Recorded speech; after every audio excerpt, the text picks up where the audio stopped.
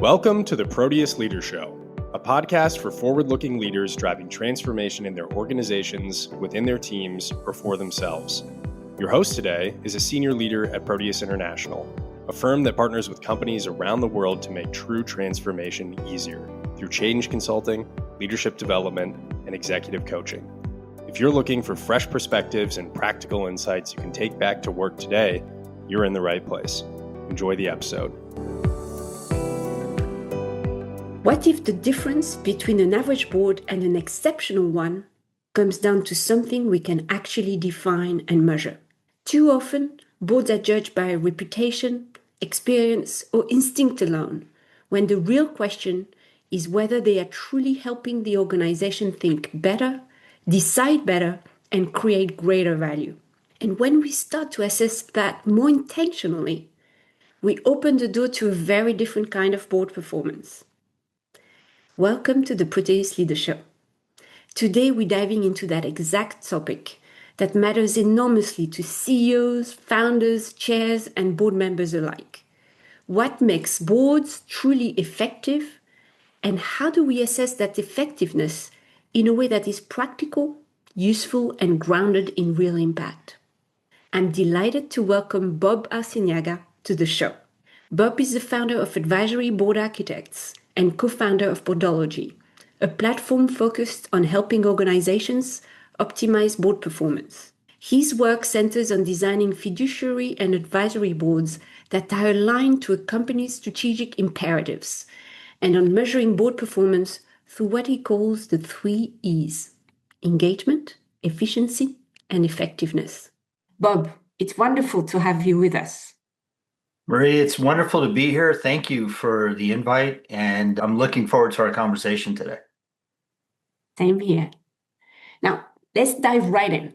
Sure. When you think about a truly effective board, what are the qualities that distinguish it from a board that is simply doing the basics? There's nothing wrong with doing the basics if that's what the ownership and CEO expect from their board. So expectations from ownership are really critically important. But assuming that they want their board to actually be more impactful to the organization rather than just oversight, there's actually 2 other levels that boards can achieve beyond just the basic oversight level. One would be the ability for them to help with insightful ideas, right? So rather than just oversight, we're going to go to insights and leverage the board members' expertise for different insights on how the organization can achieve its goals faster, okay? How to maybe identify risks a little bit better. Those are all very, very helpful. The ultimate level, which is what we strive for with our clients, is what we call the foresight level. And that's where boards are truly becoming a partner with management in accelerating shareholder value faster than management was going to do otherwise on their own. So it becomes a really unique collaborative partnership. Very engaging, very impactful, but it requires some discipline and a definite change in the traditional board process. The traditional board process, unfortunately, is designed primarily for the oversight level. If we're lucky, we might get every once in a while some insights from the board that are okay. Yes. But if you look at most studies, not just ours, but studies through PwC, EY, Conference Board, you see that many CEOs do not feel their boards are participating at that insight level, let alone getting to the foresight level. And in some cases, it's not an issue around you have the wrong board members or the board members aren't trying to provide that value. It's really the process itself. Yeah. So 2 things about the process that really make a board truly impactful. Number 1, the process should not be focused on just regurgitating historical past performance. Here's what we did last quarter. Here's all the metrics, as if the CEO and management didn't already know that. Not really. It's not about looking backwards. Exactly. And I understand that everybody says that, and everybody says their boards, oh, we don't do that. Come on, let's be honest, right? Because we talk to hundreds of CEOs and board members every single month. Let's be honest. When they're not at the cocktail hour and they're actually sitting down with us, they are telling us it's almost like confessional.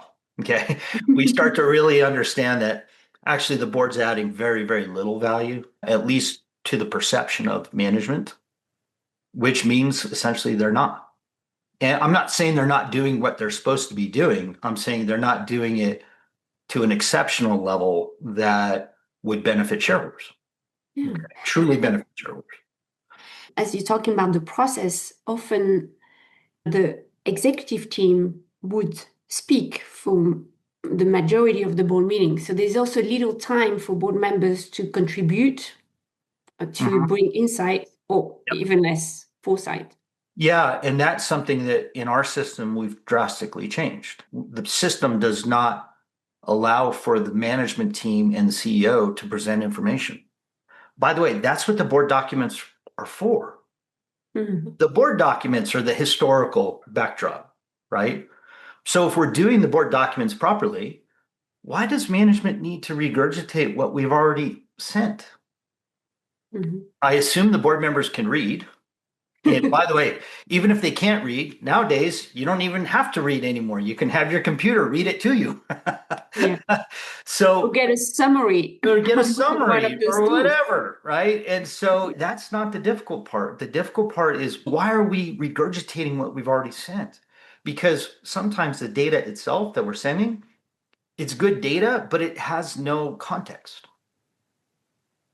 It's the difference between in a boardroom, who's educating whom. The more that management educates the board on historical data, the less value transfer there is. So the more that we can engage the board leaders in talking about things that haven't happened yet, the more valuable for the shareholders, the more valuable for management, and the more engaging for the board leaders themselves. Most board leaders don't like to do governance. They like the strategic aspects of growing a business. They've often been in the driving seat before becoming board members, right? Absolutely. That's their mindset anyway, is growth. Yes. It's not oversight, right? Let us dream for a moment. Let's forget about basic oversight and think about a board meeting where you would have insights and foresight. Sure. Could you maybe describe to me how would this go? Because I know you're building those boards for your client.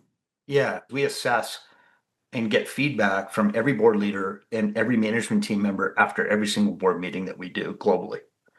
A couple of common threads that we see. Number one, when we start a board meeting, we don't start with CEO comes in, presents the data, or management, they come in, present the data, and then we wait for a reaction from the board members. No. The way we do it is, since we sent you the data and you've read it and you understand it, and we have a unique way of how we do that, you know what we're trying to solve for today. For this meeting, for this topic, we're trying to solve for this. We're not reporting to you. We're not updating you.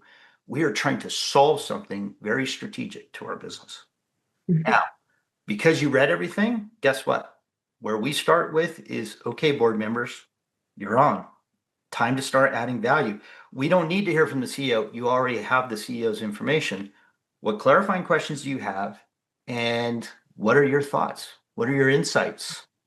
What are your foresights to help us? Yes. Let's go. So that means that in the board papers, there's also an announcement around those are the problems we need to solve. Already an agenda. Exactly. So then board members have time to think, read, review, and they can obviously ask clarifying questions. Exactly. More importantly, then make suggestions or challenge the proposal. Or challenge or collaborate. Yeah. Right? Because look, some of these things that we're dealing with our clients, they're so innovative and revolutionary and disruptive. No one has an answer. It hasn't been done before. So what that requires is massive collaboration.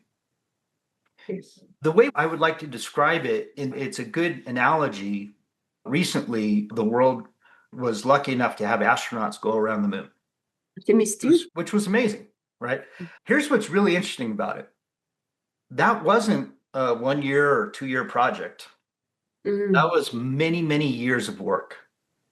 Yes. From many different companies, from many different government agencies. I think I heard an estimate on the news that as many as 600,000 people were involved in making that happen. Yeah. And it went flawlessly, right? But let's not forget that there was one vision, but there was multiple ways to achieve it. Mm-hmm. And I'm sure of the 600,000 people, right? Everybody might have had a different opinion about things. And yet, somehow or another, they were all able to come together and rally around one vision. We got to Yes. get them to the moon, around the moon, and back safely, Yes. right? That's the power of human collaboration. Mm-hmm. And in Yes. my world, that's what boards are designed for, because if you really look at anything in human history that has been transformational, i.e., like going around the moon, it's not one person's idea. It's usually a combination, a collaboration Yes. of very smart people focused on one objective. And I think it's a wonderful analogy, Bob, because beyond going around the moon, they were also thinking about what's next, right? Yes. So also they were thinking longer term, and there was really this invitation Yeah. to get the right partners, which was very different from the previous mission. Yeah. So I think it's really resonating analogy for me. And I think the analogy is good because just like you, when you engage your board to collaborate at this level to help you achieve an outcome or objective achievement, whatever it is, that's step one. Mm-hmm. So once we've gone from here to here, that's going to be our new baseline. Now the next level is here. We don't just stop, right? We continue to go. Yes. So I imagine how this goes, right? Board members would be ready to contribute, asking a few questions. And I can imagine that sometimes it could become chaotic, right? Because you have big personalities around the room or people that are more quiet. So being a facilitator myself, and produce is what we do, I feel that there is a need to have some ground rules, some facilitation excellence in that. So, how does it play out in practice? So it's a really good insight that you have there, because you're exactly right. Facilitation is critical. And unfortunately, a lot of people feel like you're an amazing facilitator. That I know, right? A lot of people think that's something that you either have a skill set in that naturally or you don't. Actually, that's a skill set that can be trained. Yes. Unfortunately, how many programs do you know of that train board chairs on how to actually facilitate human collaboration? We believe so much at Produce in facilitation excellence. Yes. And this is what we do. We think about it as this master skill Yeah. that goes above everything else, not just listening, but restating and asking powerful questions, There you go. making sure everybody's heard. Yes. Such an important skill. I mean, for It any is. leader, but I think in the boardroom, even more nowadays. Critically important. Critically important. But beyond that, there's training for the chair, but there's also training for the board members. To your point, what are the rules? Yes. Well, that requires consistent training. That's something that most boards don't do. When I go into the boardroom, I don't know what kind of board culture I'm walking into unless someone's described it to me and someone trains me on how to properly interact to meet the expectations and the cultural and performance expectations that the organization has at the board level. Very few people do Now I that. think each board member needs also to take responsibility for their own kind of development, right? That's So right. That's right. even if there's not a recipe given out to you, I think it's our responsibility to talk to every board member and to ask You can ask those questions questions. around that. How does it work? Like, Yeah, think of it this way. Everybody focuses on due diligence before they get on the board. What about your due diligence once you're on it? yeah, The way I describe it to every single board leader that goes through our training before they ever go into one of our boardrooms has to go through training. I don't care if they've been on 100 boards. They will go through the same training as everybody else because you haven't been on one of ours and they're different. We have different sets of expectations. We have a different cultural profile. Everything about our boards are different. So what we expect is you're going to go through training, and what we're training you to do is how to add impact. Meeting one, hour one, you're creating value. If you're not coming back. As you know, board meetings generally, not always, but generally meet quarterly. So I hear, well, it takes us a while to get up to speed. What's a while? I don't know, 4 or 5 meetings. Okay, so you expect me to wait a year to realize your value at the board level? I'm sorry, it's too long. That would be like a board hiring a CEO and the CEO going, hey, you're going to have to give me a year or two to really start performing because I got to learn how the company works. That would never be acceptable to a board, right? Would not be acceptable to shareholders. Why is it acceptable for board members to take a year or two to get up to speed? That's not acceptable. Not in a high performance board anyway. The final piece is measurement. So you have facilitation, you have training, but then you have the measurement. Let's consistently measure how the performance is going. Yes. And let's make consistent improvements to the process and provide feedback to the board leaders consistently on how they're performing so that they can maximize their skills every single meeting. That's reassuring, Bob, because I think, the expectation can be to add value from the first minute. However, we all can learn and get better over time as you understand the context. And so again, I think board members can be proactive. I did a 360 review across my boards and I get some very valuable feedback because I want to be more effective, right? But when I guess a board member doesn't take the initiative, how do you make that a process? So you hear quality feedback, actionable feedback that you can implement at the next board call. Yeah, it's not surprising because you've gone through our board leadership skills assessment. So I know how you think already because of that. So that's not surprising that you told me you take that initiative. You're a proactive board leader. We've already identified that. By the way, that is something for your listeners, especially the CEOs and stuff. You can predict that before they ever join the board. So if you're looking for highly proactive people who take initiative and don't just wait to be asked, but offer help recently, that's a skill set you can identify before. That's excellent. That should be part of the recruitment process. Exactly. That should be part of the company's due diligence process, right? As you said, if you want to create that type of board. If you want to create that kind of value, that's what you need to be looking for rather than the person. I'm not saying that they're doing anything wrong, but the person that's just going to sit there and be like, look, I'm going to listen to all of your information. I'm going to ask good questions. And when you need something, just ask me. I'll be happy to help. Well, wait a minute. I'm a CEO. I'm heads down, right? I'm not going to remember to call my board members and, oh, yeah, I should talk to so-and-so about that.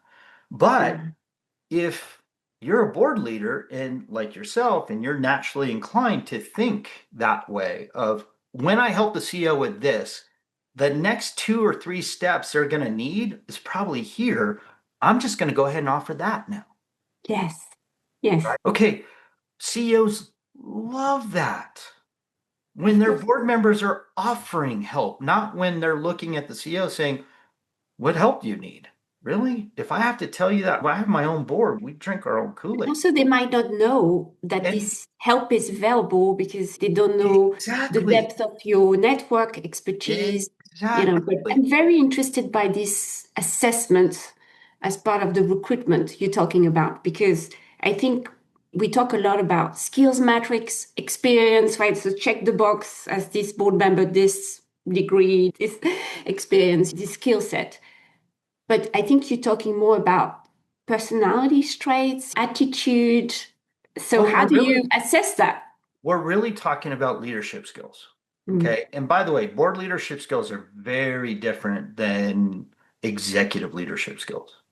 Yes. Because don't forget, when you're an executive, and this is one of the hardest things to get executives when they go on their first board, this is often the struggle. Maybe you struggled with this yourself even, and that is I'm a successful executive because I've been a great operator.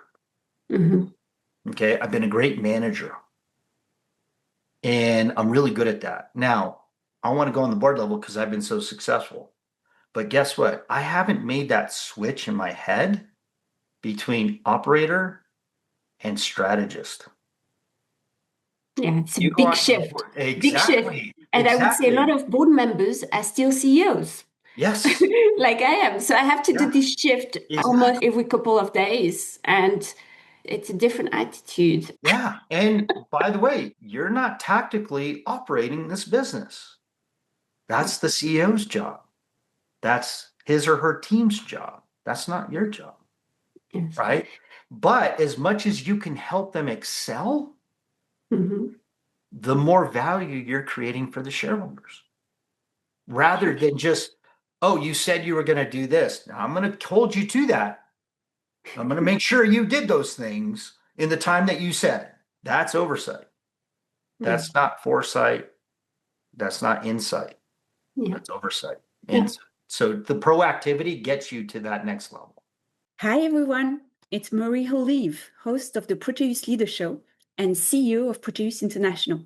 I'm delighted to share that the Proteus Leader Show has been featured in the 2026 edition of the Top 40 Change Management Podcast, and we're honored to be ranked number 20. For those who may be new to us, Proteus International is an American-based company providing transformation, coaching, and leadership development services globally. Through this podcast, our goal is to help leaders navigate change, lead with clarity, and create true transformation in their organizations and their lives. You can find the link to the top 40 list in the show notes. And while you're there, please make sure to follow the podcast so you'll be notified when new episodes are released. You can also help more people discover the Proteus Leader Show by leaving us a review and sharing the episodes you've enjoyed with your colleagues. Thank you for listening. Thank you for your support. And here's to creating the leadership you truly want. I'm curious, as we talked about that measure element, right? You could have a process to give feedback to the board members, but I guess also you could evaluate your board effectiveness. And I believe this is also what you do. Like, what are the effective ways to evaluate board effectiveness? Because we all have filled those questionnaires and then you get a report and nothing happens. Yes. So what are better ways to evaluate boards? Yeah, look, first and foremost, I think where boards and organizations fail in the evaluation protocol is why are you doing a board evaluation at all? Okay, because I think a lot of the board evaluations that we see, especially for listed companies, both in Europe and here in the US, it's a check the box exercise. Let's be honest. There's really no value creation. There's no dissemination in such a way that it's given to me and customized to me as the board leader on the board who's trying to become better at this, who's trying to be that real go-to, what we call first call board leader for any CEO. Yes. That's what a lot of the people we deal with on our boards, that's what they want. They want to be that person, right? We should be able to help them be that person by giving them feedback. Even when they're killing it on the board, they could be better still. And it's up to us to find those opportunities for them and explain that to them. Look, maybe you go at it this way, or you prepare in this way, or you follow up in this way. And we've seen it because we see some of the best board leaders in the world on our boards. We see what they do. So I think the important part is, why are we evaluating our board? Is it just because we have to? Because if we're a New York Stock Exchange listed company, there's some level of expectation. Or is it because, as an owner of the business, I want to know how much value is being created for my board and how the board could potentially create more value for the organization in the future? And what's my ROI? Because What's having my a board ROI? is an investment. It's a very expensive investment. When I talk to chairs and CEOs quite often, and I ask them, how's your board perform? I don't get an ROI number. I usually get a, It's pretty good. And then I always say, so can you quantify pretty good for me in dollars and cents? Let's say I'm a shareholder and I ask you that question. Are you going to tell me pretty good or are you going to give me an ROI? Right? They can't really give me an ROI because we don't really track it that way. Right.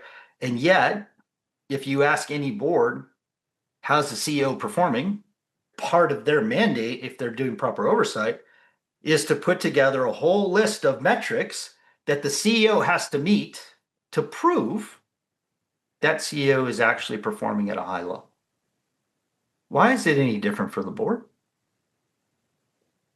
It shouldn't You be. make me think about a question. If the money that is spent on a board, you give that to the CEO, where would you invest that money and what would you do with that money? Boy, think about the shareholder value that would generate. That might be a different answer. Look, the way I view it for my own board, now this is me personally. I'm the owner of my company, so it's a little bit different. I don't report to a board. I have a board that reports to me because I own the company. So in my case, we had a board meeting last Friday. When I woke up Friday morning, my expectation was 4x. I don't get up in the morning and leave my dogs and leave my house unless there's a 4x return in the cards at minimum. So that board meeting last week, I wanted a 4x return on the cost of the board meeting. The cost fully burdened, by the way, not just the cost of flying them in, not just the cost of paying the stipends and the upside and the D&O, and not just the cost of the dinner, which we always have board dinner, but also the fully burdened cost of my team's time, my time prepping for preparing board papers. Yeah, right? Okay, while we're doing that, guess what we're not doing? We're not making the shareholder me money. So that needs to be equated into the cost as well. So I guess you really have those metrics in place from the beginning with the board chair, the CEO. What do you want to have from the board? And then you kind of assess them, but in a quantified way, not just in a quantifiable, totally objective way. Look, I'm not saying that they're not good people, that they're not smart people. That's wonderful, but good and smart, I would expect that of every board member. But actually, what my expectation is, how are you utilizing and how can we leverage how good you are, how smart you are to grow our business?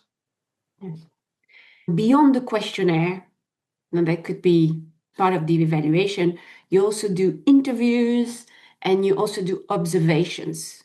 Could we spend just a bit of time on that? Because I think the observation to me is something that I haven't seen a lot. Yeah, when we implement our platform, it's a very different platform, how we prepare for board meetings, how we facilitate them, how we evaluate them, and everything that happens in between the meetings. That's all designed by us in our system for our clients. So it does start with prep. And we work with our clients in such a way to truly understand what are the key levers of the business that drive the most enterprise value. And those are the things that we want to dig in deep with the board members. Why are we talking about anything else? If we have one or two key objectives, if we don't achieve these objectives, a lot of the other objectives that we haven't planned probably don't matter anymore because we're not going to hit our numbers. We're not going to hit our budgets. We're not going to perform at the level that the shareholders expect. So why would we talk about anything else with our board? Let's just focus on those things, or at least spend the bulk of our time, the super majority of our time focused on those things. So that's what we help our clients prep with. Once we get in the meeting, we facilitate it to those objectives. Yep. So when we have a meeting, it's about solving a strategic imperative. That's what it's about. And the imperatives are really, really big, as you can imagine. That's not going to be meeting by meeting. We're going to solve one imperative after another. It doesn't work that way. This thing might be so big, it may take 3 or 4 meetings to work its way through. And so we're going to be spending a lot of time on that topic, at least for the next few meetings. That's our facilitation strategy. Then once it's done, then we provide a post-meeting survey after every single meeting. We collect that data, we analyze it, and then we provide recommendations and feedback on how the whole board in general and the board process can be enhanced in small ways between now and the next meeting. So we Yes. increase the impact every single time, but also the ability for us to identify ways that each individual board member can increase their impact meeting by meeting. Mhm. And the nice part about it is it's not feedback in, look, this meeting, you really sucked. That's not what we're talking about. That's a different conversation. We have board members that aren't performing. We're having a different conversation than you need to perform better. These are for the top performing board leaders in our system globally. They get feedback after every single meeting, and they love it.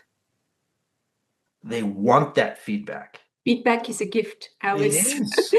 I, It I really is. believe in that. I'm a CEO. I want people that are striving to be better at whatever it is they do. They want to be excellent. They don't just get to a certain level and go, okay, I achieved everything I wanted to achieve. I'm done. That's not how it works, right? So that's what we're looking for. We're not looking for good boards. We're looking for excellence because the companies I know, they want to be excellent at whatever it is they do. Good means they're going to be out of business. Yeah. Yeah. Excellence means that you're a leader in your industry. Well, how can you have an excellent company and an excellent team and not have an excellent board?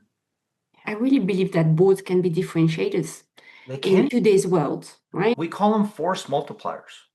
Force multipliers. So you take an amazing management team on top of an amazing organization and you supercharge it with a board focused on creating that enterprise value for shareholders. Man, that's nirvana. And we get rid of all this other stuff about talking about things that are important, but not going to be a direct contributor to the enterprise value. Feels like Artemis 3 Yeah. in the making. Sure. Right? But we love leaving our listeners with practical tips. And I think the entire conversation was filled with it. But could you summarize maybe the top 3 tips for our listeners if they on board and really want to improve their board effectiveness or maybe board chairs? What would you tell them? So for board leaders, I would say this. Number one, training, training, training.